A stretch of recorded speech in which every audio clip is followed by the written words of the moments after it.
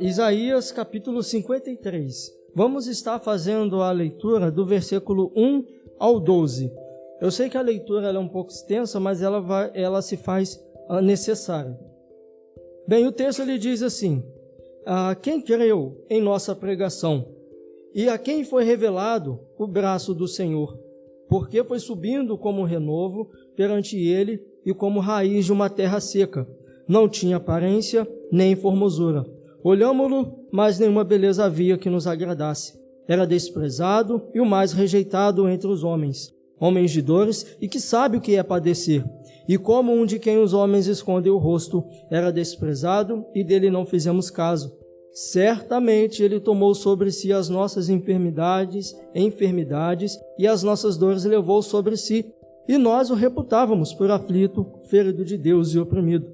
Mas ele foi traspassado pelas nossas transgressões e moído pelas nossas iniquidades. O castigo que nos traz a paz estava sobre ele, e pelas suas pisaduras fomos sarados. Todos nós andávamos desgarrados como ovelhas, cada um se desviava pelo caminho, mas o Senhor fez cair sobre ele a iniquidade de nós todos. Ele foi oprimido e humilhado, mas não abriu a boca.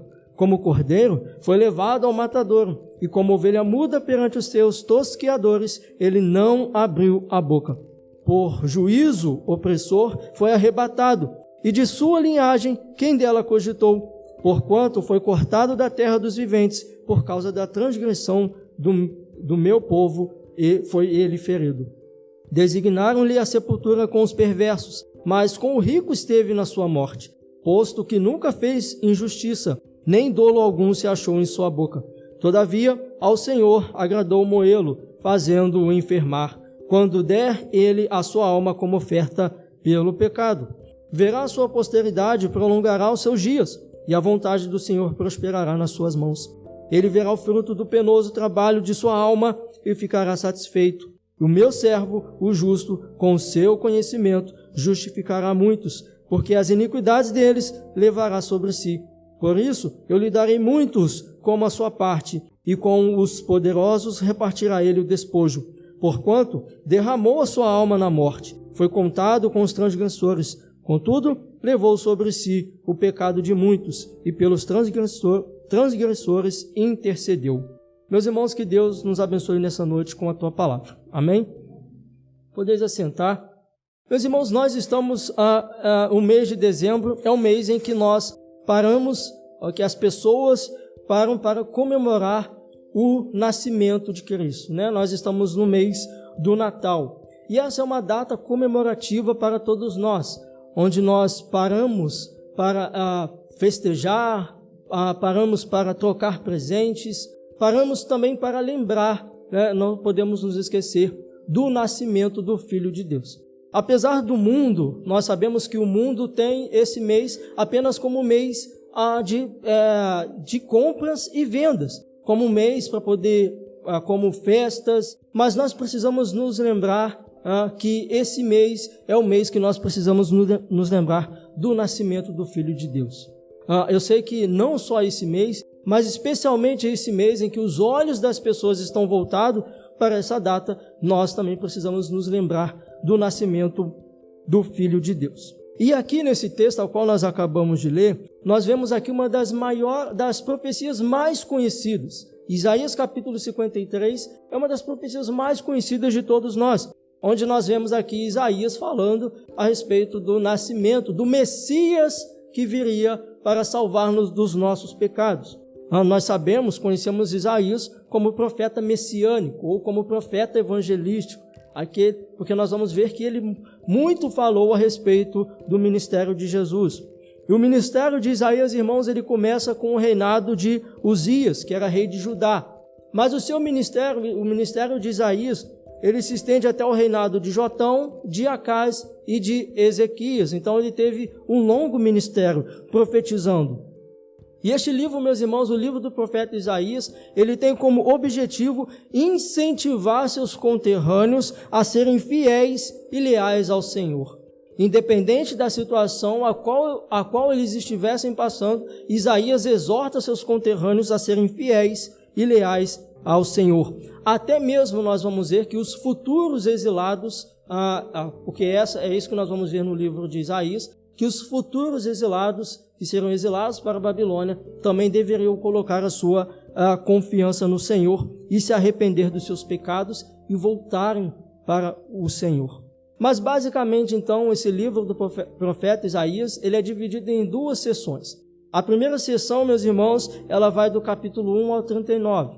Nessa primeira sessão, Isaías ele vai fazer diversos discursos e avisos. Discursos e avisos sobre o pecado e a transgressão do povo. E a segunda parte desse livro do profeta Isaías, que vai do capítulo 40 ao 66, Isaías ele fala mais a respeito sobre o cativeiro babilônico e sobre o livramento que os israelitas receberiam da parte de Deus.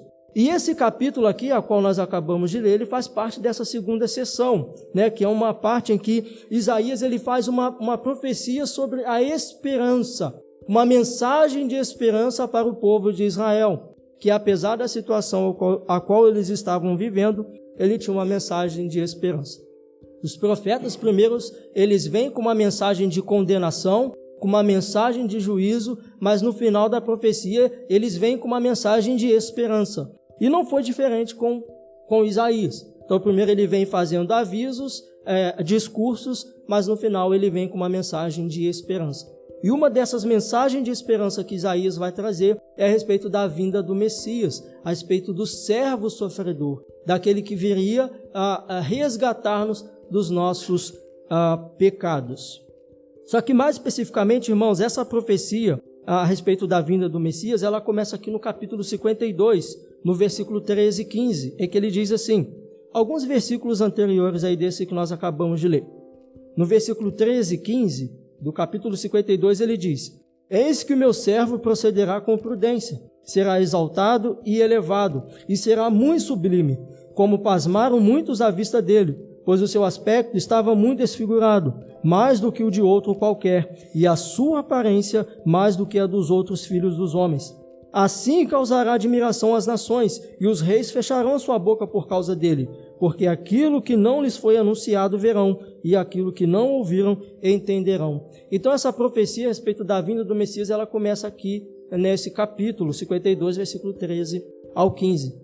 E é interessante, irmão, quando nós começamos a estudar Isaías a respeito dessa profecia, Isaías ele profetizou a vinda do Messias cerca de 8 séculos antes da vinda do Messias. E quando nós começamos a estudar Isaías, nós podemos ver que parece que Isaías estava lá no momento da crucificação do Messias. Parece que Isaías estava lá no momento do sofrimento do Messias. Isaías vai dando tanto detalhe a respeito do sofrimento do Messias que parece que Isaías estava contemplando o sofrimento do Messias. E essa profecia nós podemos ver que é 8 séculos antes da vinda do Messias. E como nós veremos mais adiante, essa vinda do Messias, então, o Filho prometido, o Filho de Deus, aquele que salvará o seu povo dos seus pecados, enfim, então ele vem. Então, nessa noite, meus irmãos, nós vamos falar a respeito da rejeição do Messias, vamos falar nessa noite a respeito da incredulidade em relação ao servo sofredor, falaremos nessa noite a respeito da redenção que nós temos no Messias, da resignação e, por final, falaremos da recompensa que nós veremos aqui nessa noite a respeito do servo sofredor. Veremos, portanto, meus irmãos, 4 lições que nós podemos tirar a respeito dessa visão profética de Isaías a respeito do Messias. Eu vou pedir para que vocês coloquem novamente os olhos de vocês, vamos ler do versículo 1 ao 3 novamente. Versículo 1 e 3 ele diz, quem creu em nossa pregação e a quem foi revelado o braço do Senhor? Porque foi subindo como renovo perante ele, e como raiz de uma terra seca, não tinha aparência nem formosura. Olhámo-lo, mas nenhuma beleza havia que nos agradasse. Era desprezado e o mais rejeitado entre os homens, homens de dores e que sabe o que é padecer. E como um de quem os homens escondem o rosto, era desprezado e dele não fizemos caso. Então veja, irmãos, Isaías ele começa falando a respeito da rejeição do Messias. Esses 3 primeiros versículos, Isaías destaca a rejeição que o Messias, o servo sofredor, ele iria passar. E ele fala também a respeito da descrença por parte de Israel em relação à vinda do Messias, que Israel não acreditaria no Messias prometido. Israel veria o Messias, mas não acreditaria. E por isso que ele faz essa pergunta retórica: quem creu em nossa pregação? E a resposta já está imbuída no texto: ninguém. Ninguém acreditou em nossa pregação. E ele nos relata aqui 3 rejeições que o Messias ele sofreu. A primeira rejeição que o Messias sofreu foi a respeito das suas palavras. A segunda rejeição que o Messias sofreu foi a respeito das suas obras. E a terceira rejeição que o Messias sofreu foi a respeito da sua pessoa. Então Israel rejeitou a palavra do Messias, rejeitou a obra do Messias e rejeitou a pessoa do Messias. Mas tem algumas palavras aqui, irmãos, que nós precisamos nos atentar. Ele disse aqui, porque foi subindo como um renovo. Renovo aqui é como um broto que sai de um caule, de uma raiz, de uma planta, né? Quando sai um broto de uma raiz de uma planta, nós chamamos de renovo. Mas Isaías ele está fazendo uma metáfora para dizer que a origem do Messias seria humilde. Quando ele diz como um renovo perante ele, ele foi subindo como um renovo perante ele, como raiz de uma terra seca. Isaías está falando que o Messias viria de uma descendência humilde, que ele seria um homem humilde, como um homem qualquer, né? E ele fala aqui também a respeito da aparência. Isaías vai dizer que ele não tinha aparência e nem formosura. Ou seja, o Messias não teria uma aparência que causasse admiração nas pessoas. As pessoas iriam olhar para o Messias e vão dizer: seria um homem qualquer, o filho de carpinteiro. Então ele não teria nenhuma aparência boa, nem formosura. E Isaías diz mais que ele seria homens, no versículo 3, era desprezado e o mais rejeitado entre os homens, homens de dores e que sabe o que é padecer. Isaías está dizendo que o Messias viria, mas que ele experimentaria as angústias do ser humano, que o Messias ele sofreria as dores que nós sofremos. Ele seria tentado, ele passaria fome, passaria sede, passaria cansaço, que ele passaria por tudo o que nós passamos. Por isso que ele fala, homem de dores e que sabe o que é padecer. E ele ainda diz mais, e como um de quem os homens escondem o rosto, era desprezado e não fizemos caso algum. Ou seja, ele seria rejeitado por muitas pessoas. Se nós abrirmos no Evangelho de João, capítulo 12, do versículo 37 ao 41, nós vamos ver exatamente isso aqui que Isaías ele está dizendo. Se nós abrirmos lá, João, capítulo 12, João 12, capítulo 37, versículo 41 ao 41, ele vai dizer assim: e embora tivesse feito tantos sinais na sua presença, não creram nele, para se cumprir a palavra do profeta Isaías que diz: Senhor, quem creu em nossa pregação e a quem foi revelado o braço do Senhor? Por isso não podiam crer, porque Isaías disse ainda: cegou-lhes os olhos e endureceram-lhes o coração, para que não vejam com os olhos e nem atentam com o coração, e se convertam e sejam por mim curados. Isto diz Isaías porque viu a glória dele e falou a seu respeito. Então veja, o próprio Jesus já está falando a respeito dessa profecia de Isaías. E se nós voltarmos a alguns capítulos anteriores, nós vamos ver que Jesus ele curou, ele ressuscitou Lázaro, né? Jesus havia feito tantos sinais, ele ressuscitou Lázaro, e mesmo assim os judeus não acreditaram na obra do Messias. Nós vamos ver que Jesus ele faz aquela sua entrada triunfal em Jerusalém, e os gregos, tendo conhecimento de Jesus, querem conhecer Jesus, e os judeus com raiva do Messias, com ciúmes, desejam matar o Messias, mesmo vendo todo o milagre que Jesus fez, todas as palavras do Messias, vendo a pessoa do Messias, rejeitaram o Messias. Mas Jesus, meus irmãos, ele vai aplicar isso que ele disse aqui no versículo 44 e 45. E Jesus clamou dizendo: quem crê em mim, crê não em mim, mas naquele que me enviou. E quem me vê a mim, vê aquele que me enviou. Então Jesus nos conclama a acreditar nas suas obras. Jesus nos chama a acreditar nas suas palavras. Jesus nos chama a confiar na sua pessoa. Apesar, meus irmãos, nós vamos ver que o mundo, esse período agora que nós estamos vivendo de Natal, quando nós perguntamos para as pessoas o que é Natal, o Natal virou sinônimo de Papai Noel. Então, rejeitam a pessoa de Cristo, rejeitam a obra de Cristo. E nós, meus irmãos, precisamos tomar muito cuidado. O povo de Deus precisa tomar cuidado para não rejeitar a obra de Jesus, para que nós não rejeitemos a palavra de Jesus, para que nós não negligenciemos aquilo que Jesus disse na sua palavra. Nós precisamos, apesar de sermos o povo de Deus, precisamos tomar cuidado com isso. E nós, meus irmãos, nós devemos ir até Jesus com os olhos da fé. Nós não podemos ir até Jesus com os olhos carnais, porque se nós formos até Jesus com os olhos humanos, com os olhos deste século, nós não vamos acreditar na pessoa de Jesus, não vamos acreditar na obra de Jesus e não vamos acreditar nas palavras de Jesus. E apesar de tudo isso, nós vamos ver, como Isaías disse, que ele foi rejeitado, foi humilhado, mas como nós veremos agora nessa segunda lição, ele foi o remidor dos desamparados. Vejamos, irmãos, agora os versículos de número 4 ao 6. Isaías, ele disse: certamente ele tomou sobre si as nossas enfermidades e as nossas dores levou sobre si, e nós o reputávamos por aflito, ferido de Deus e oprimido. Mas ele foi traspassado pelas nossas transgressões e moído pelas nossas iniquidades.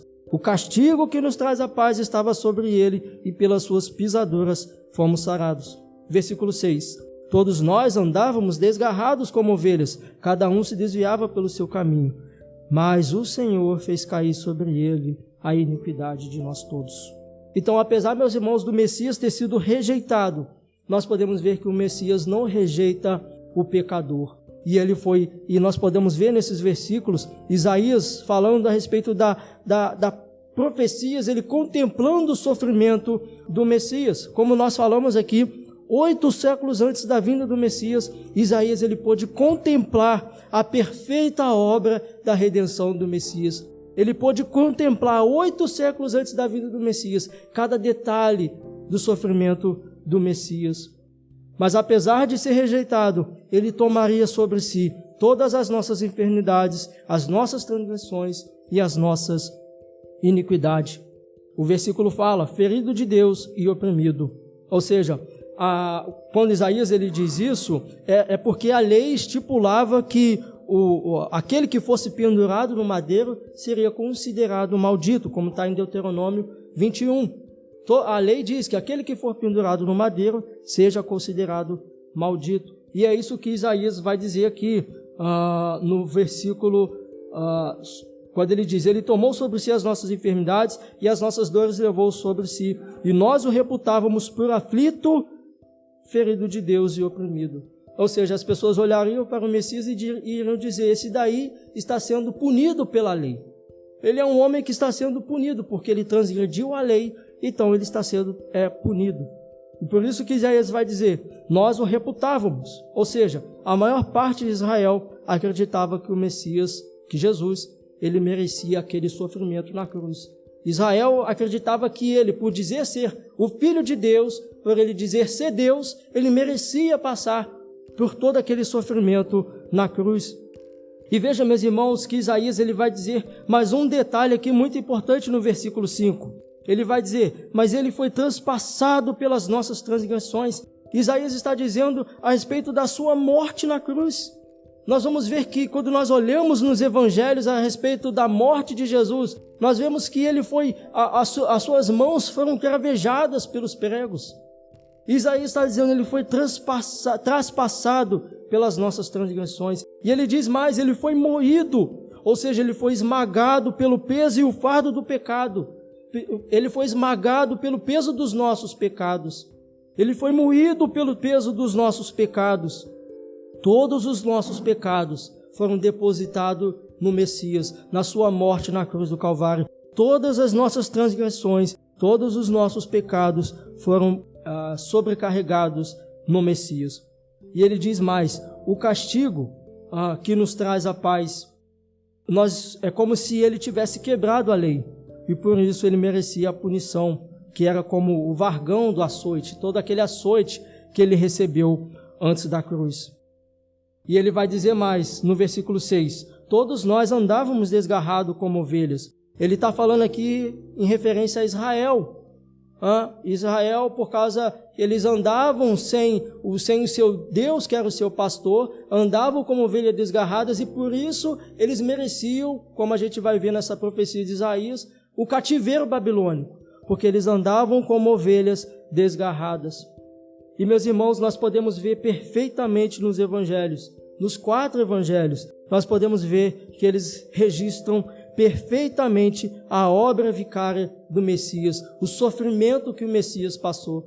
Nós olhamos, nós apenas imaginamos como foi o sofrimento do Messias na cruz do Calvário. E nós podemos ver que Deus, Ele imputa sobre o Messias as nossas enfermidades, as nossas dores. Ele imputa sobre o Messias todos os nossos pecados. E nós podemos ver, meus irmãos, que quando Jesus ele estava lá no jardim do Getsêmani, nós podemos ver o sofrimento que o Messias passou, quando ele pôde contemplar o sofrimento que ele iria passar. Ele disse, se possível, aparta de mim esse cálice, mas todavia não seja feita a minha vontade. E nós podemos ver que o Messias ele suou gotas de sangue, porque ele sentiu o peso do sofrimento, ele sentiu o peso da cruz do Calvário. E nós podemos ver que quando o Messias estava na cruz do Calvário, ele vai clamar, Deus meu, por que me desamparaste? Porque ele sentiu todo o peso dos nossos pecados sendo imputado sobre ele. Ele sentiu todas as nossas iniquidades sendo imputadas sobre ele. Tudo aquilo, meus irmãos, que todas as nossas mazelas, as nossas enfermidades, as nossas dores, ele levou sobre si. E nós podemos contemplar isso perfeitamente nos evangelhos. A Confissão de Westminster, no capítulo 11, capítulo 3, no capítulo 11, parte 3, falando a respeito da justificação, ela diz o seguinte, Cristo, por meio da sua obediência e morte, pagou plenamente a dívida de todos os que são justificados, que são assim justificados, e em lugar deles fez a seu Pai uma satisfação própria, real e plena. Ou seja, no Messias, Deus justificou a humanidade. No Messias, Deus estava castigando o Messias por causa do pecado da humanidade.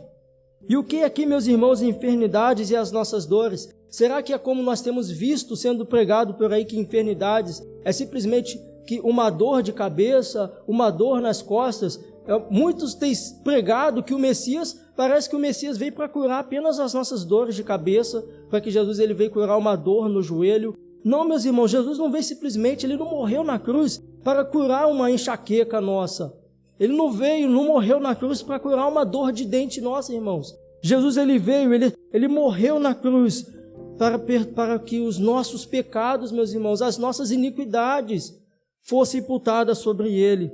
A nossa natureza, irmãos, e nossa natureza nós somos desonestos, nós somos transgressores, nós sempre tendemos a fazer aquilo que é errado. Meus irmãos, se Deus deixasse em nós as escolhas entre o bem e o mal, nós vamos escolher só aquilo que é mal, nós não vamos escolher aquilo que é o bem. Desde o nosso nascimento, nós somos pecadores, irmãos, nós somos infelizes e nós somos pecadores. O nosso coração é mau, nós somos carnais, a nossa natureza carnal detesta as coisas de Deus. A nossa natureza carnal, irmão, se possível, eliminava de uma vez por todas as coisas de Deus. Os homens vão dizer que a religião criou Deus, mas muito pelo contrário. Se o homem pudesse, ele não criava Deus, ele eliminava Deus completamente da sua vida. Se o homem pudesse, ele eliminava completamente. Se o homem pudesse, como Nietzsche, um filósofo ateu famoso que disse que Deus estava morto. Se nós pudéssemos, irmãos, por causa da nossa natureza pecaminosa, nós eliminaríamos Deus completamente de nossas vidas. E nós somos inclinados a fazer tudo que é errado, todo tipo de maldade. O nosso destino, meus irmãos, era um destino de condenação. O nosso destino era condenação eterna. Nós estávamos caminhando, meus irmãos, rumo à condenação. Nós estávamos caminhando como que olhando para a condenação e rejeitando completamente as coisas de Deus.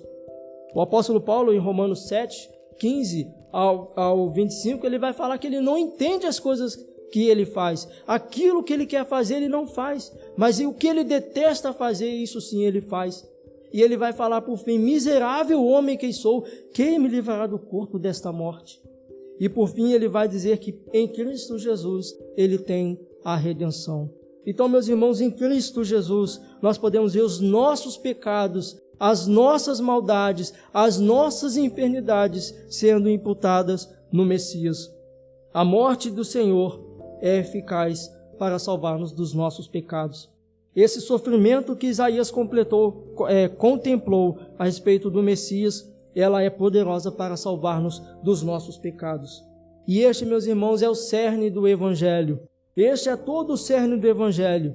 O Messias, o servo sofredor, aquele que foi rejeitado, mas que morreu pelos nossos pecados. Então, nessa visão de Isaías, nós podemos contemplar a morte expiatória do Messias em nosso favor. E a terceira lição, meus irmãos, que nós podemos aprender a respeito dessa obra vicária, dessa profecia de Isaías, é a respeito da resignificação. Veja, no versículo 7 ao 9, ele disse: ele foi oprimido e humilhado, mas não abriu a boca. Como cordeiro, foi levado ao matadouro, e como ovelha muda perante os seus tosqueadores, ele não abriu a boca. Por juízo opressor foi arrebatado, e de sua linhagem, quem dela cogitou? Porquanto foi cortado da terra dos viventes, por causa da transgressão do meu povo, foi ele ferido. Disseram-lhe a sepultura, designaram-lhe a sepultura com os perversos, mas com o rico esteve na sua morte, posto que nunca fez injustiça, nem dolo algum se achou em sua boca. Então veja, Isaías aqui, ele diz que o Messias ele seria tratado com a injustiça. O Messias ele seria tratado com toda a injustiça. Ele retoma aqui essa ideia de que o Messias seria oprimido e de que o Messias também seria humilhado. Mas ele vai dizer que, como um cordeiro, ele não abriu a sua boca. Como um cordeiro que está rumo ao seu sacrifício, ele não abriu a boca. E algumas palavras são importantes para o nosso entendimento. Ele diz aqui a respeito da sepultura, que ele seria, aqui no versículo 7, ele diz assim: ele foi oprimido e humilhado, mas não abriu a boca. Como cordeiro, ele foi levado ao matadouro. No versículo 8. Por juízo opressor foi arrebatado de sua linhagem, quem dela cogitou? Porquanto foi cortado da terra dos viventes, por causa da transgressão do meu povo, foi ele ferido. Designaram-lhe a sepultura com os perversos, mas com o rico esteve na sua morte. Existem algumas interpretações a respeito disso.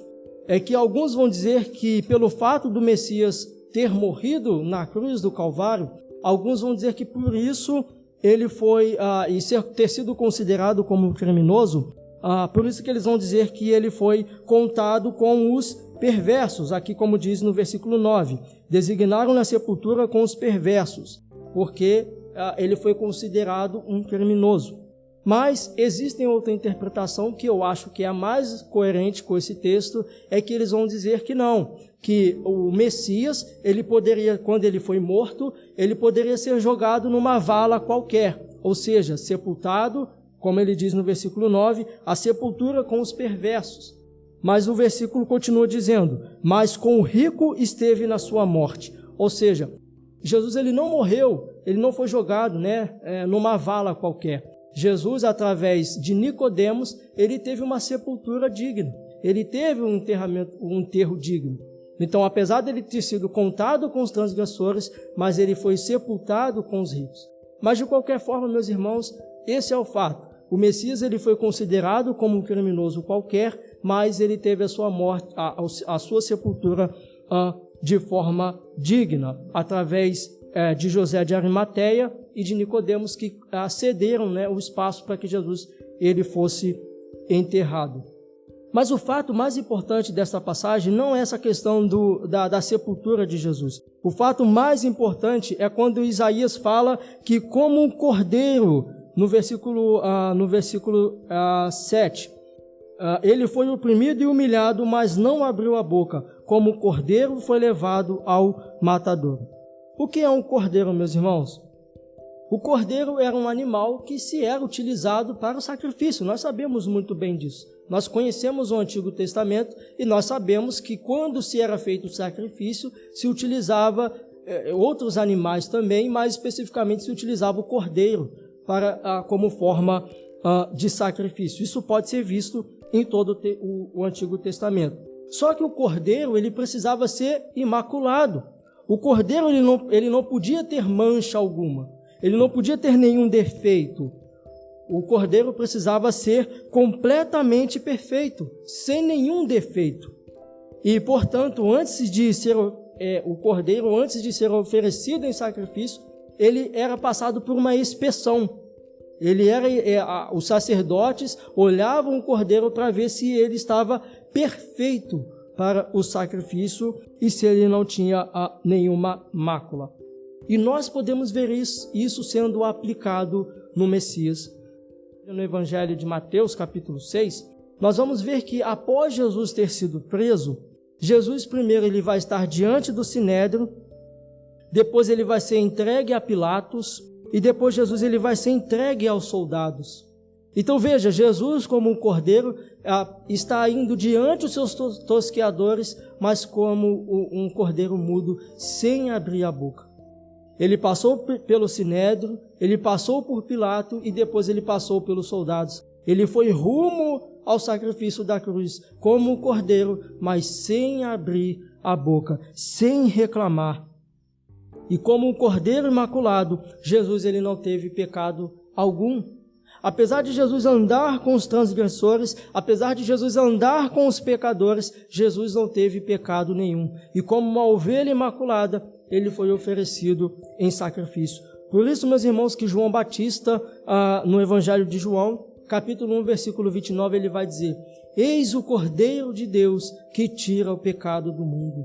Porque ele era o perfeito sacrifício, o Cordeiro imaculado, que diante dos seus tosqueadores não abriu a boca e não reclamou. Então, meus irmãos, nós não precisamos de nenhum outro sacrifício. Nós não precisamos de nenhum sacrifício humano. Nós não precisamos mais sacrificar qualquer tipo de animal. Porque o sacrifício de Jesus é um sacrifício perfeito. Não é o dinheiro, meus irmãos, que nos leva em regeneração diante de Deus. Não é a nossa fortuna, não é o nosso conhecimento, não é o nosso diploma, não é a nossa notoriedade perante a sociedade, não é nada disso que nos justifica diante de Deus, meus irmãos. São todas obras falhas, são todas obras corruptíveis, mas o Jesus, o nosso Messias, ele foi levado diante de Deus como um cordeiro mudo que não abriu a sua boca. E ele foi um sacrifício perfeito diante do Pai. E por isso agora nós podemos ter a redenção em Deus.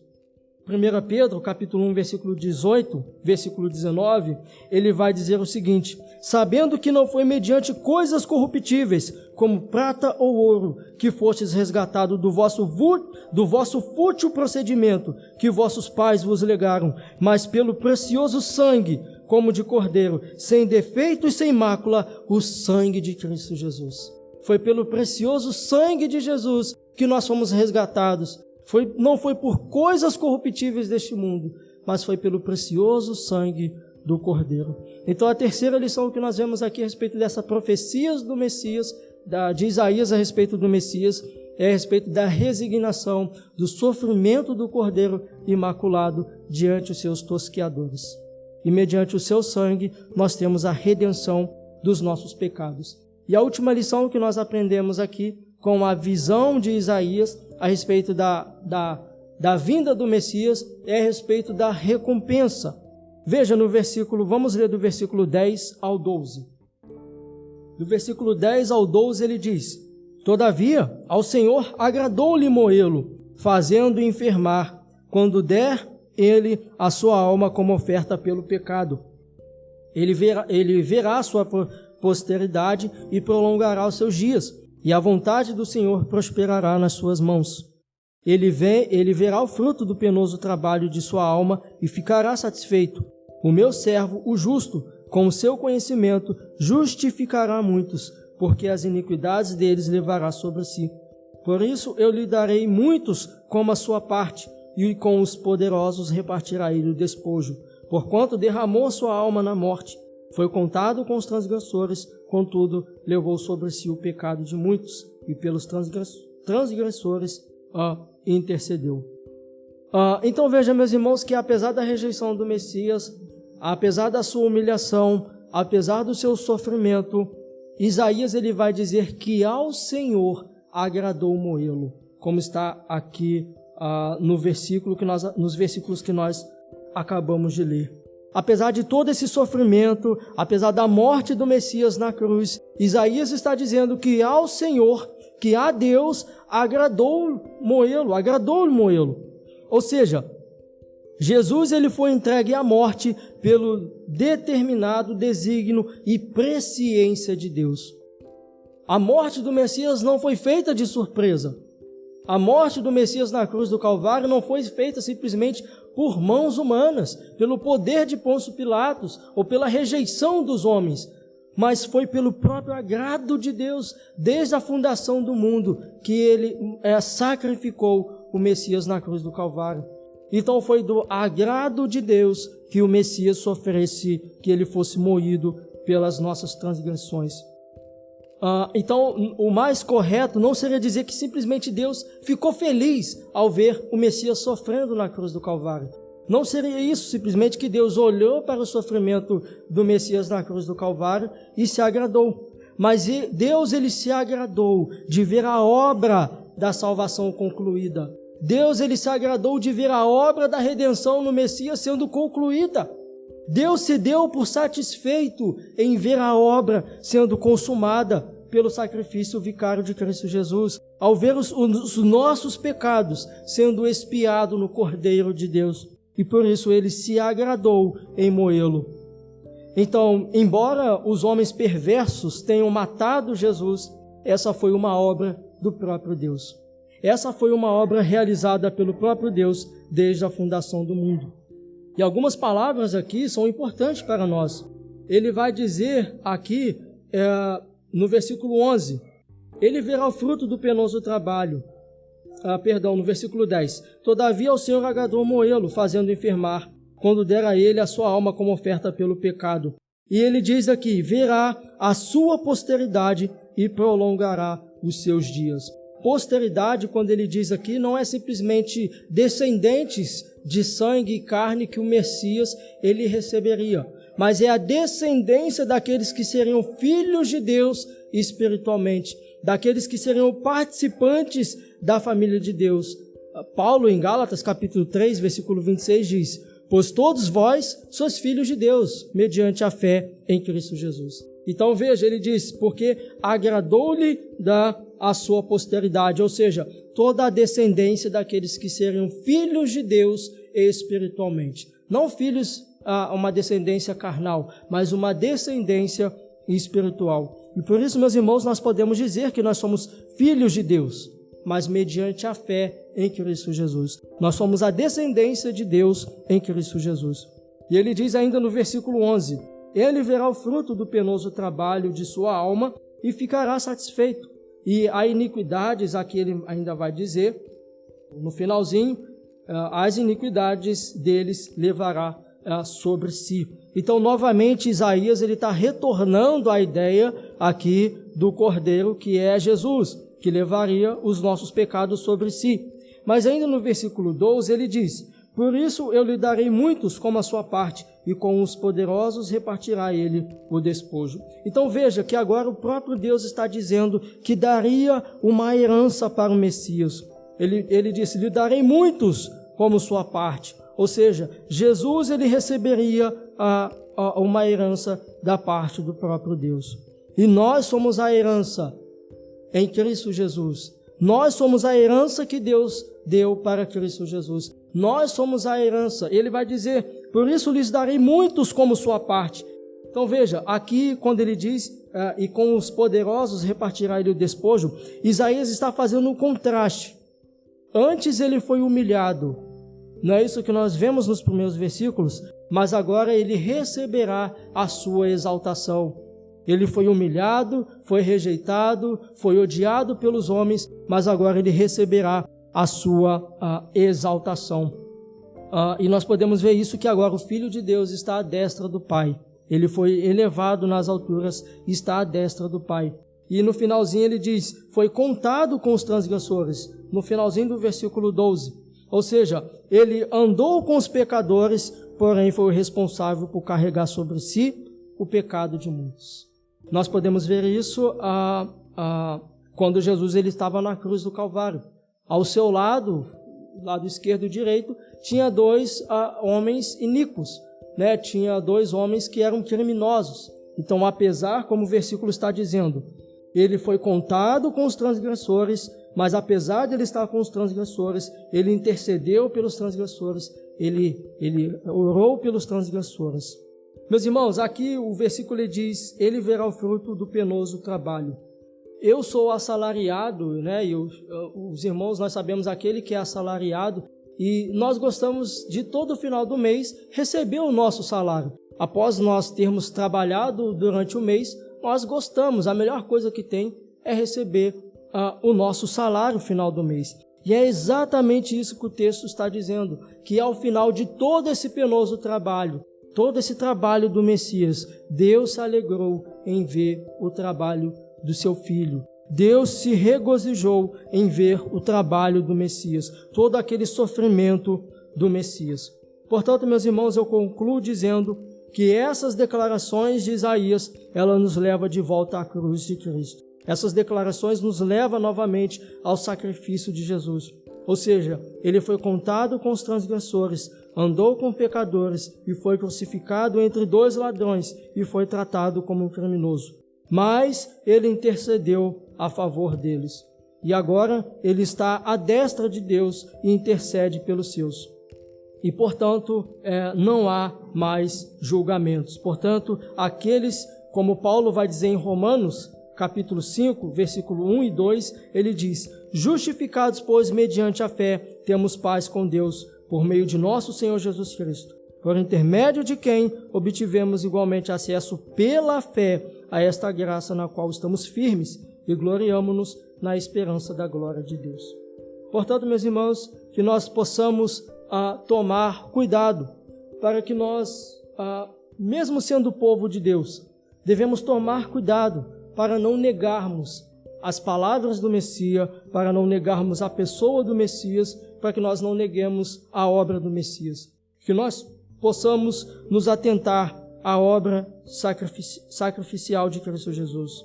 Meus irmãos, que nós possamos confiar nessas palavras de esperança. Essa palavra que Isaías diz, que o Senhor fez cair sobre ele a iniquidade de nós todos. E nós não precisamos, meus irmãos, mais de sacrifício, não precisamos mais sacrificar animais, não podemos confiar nas nossas obras de justiça, mas que nós possamos confiar na obra redentora do Messias. E, meus irmãos, por estarmos unidos a Jesus, não há mais julgamento, pois fomos justificados pela obra do servo sofredor. Amém, meus irmãos? Eu quero convidar os irmãos a se colocar de pé. Vamos estar orando neste momento. Quero orar pela vida dos irmãos. Que nós possamos nos colocar nesse momento de forma sincera diante do Senhor. E, meus irmãos, se nós temos negado, se nós temos negligenciado a obra do Messias em nossas vidas, se temos rejeitado as suas palavras, se temos rejeitado as suas obras, que nós possamos nos arrepender e confiar completamente na obra expiatória de Jesus. Que, meus irmãos, nós não possamos confiar em nossas obras de justiça, que nós possamos colocar toda a nossa confiança no sacrifício do Messias, que nós possamos confiar completamente no seu sacrifício vicário. Apesar do mundo nos apontar, nos julgar, em Cristo Jesus não há mais condenação. Aqueles que estão em Cristo Jesus não há mais condenação. E, meus irmãos, que nós possamos colocar toda a nossa esperança nessa mensagem, que o Messias veio, morreu e ressuscitou em favor dos nossos pecados. Que Deus nos abençoe, que o Senhor nos faça, nos conforme a imagem e semelhança do Teu Filho Cristo Jesus. Amém.